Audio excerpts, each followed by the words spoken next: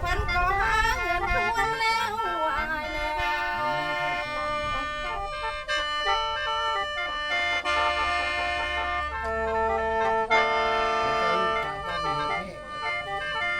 ยังแต่อายนะเป็นนักเล่าคนนี้กาบอยู่ว่าบ่เป็นแล้วอาย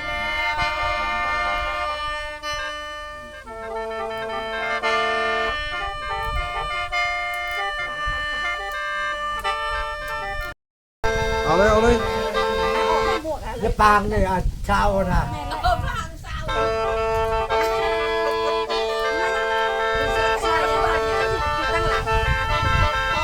ให้ซักความลำก็แม่ลุงกันอย่างเดียวนะแม่สึกสิกันดีแล้วซักความลำก็แม่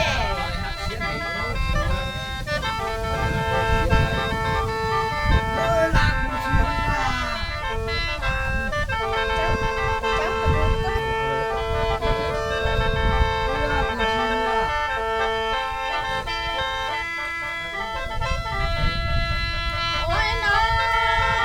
อายเอ้ยน้องนี่เราถึงเก่ากันเด้ออายเอ้ยประวัติเก่าเป็นมากันเด้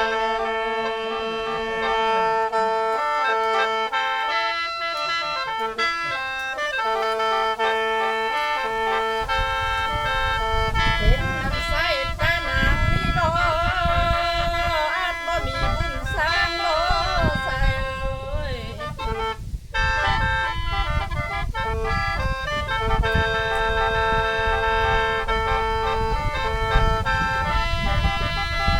ันน้ำใสแต่ตั้งคนบ่อายบ่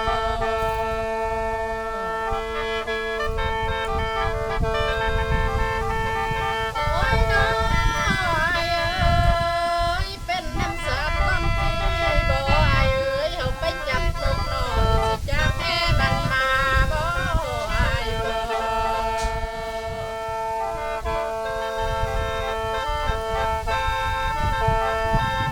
เห็นน้ำสาบทั้งที่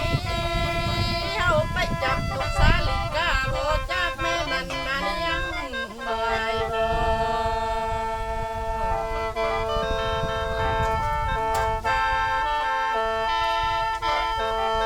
มันจึงมาจำต้องหมอสองคนเฮาได้ไกลห้างน้อยเอ้ย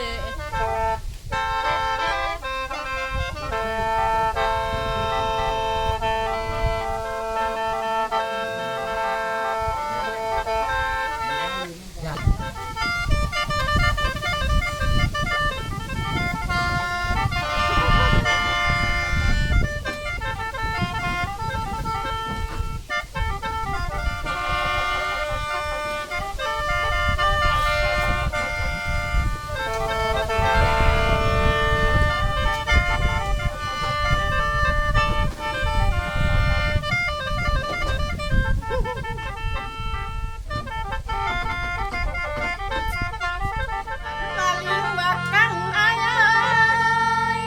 มันก็ให้หาหมูมันเด้อายเอ้ย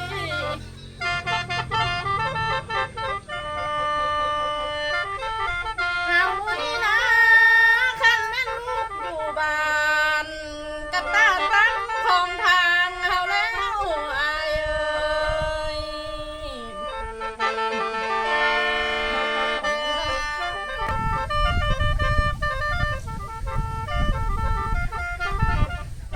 โอ้ยน้องอายเอ้ยน้องนี่ลำเห็ดลิ้นเด้ออายเอ้ยพอให้สร้างความเหงาเฮาเด้ออายเด้อ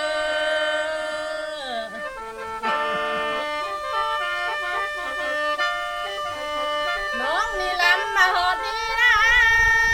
ขอจบก่อนไว้ก่อนเลยเด้ออายเด้อ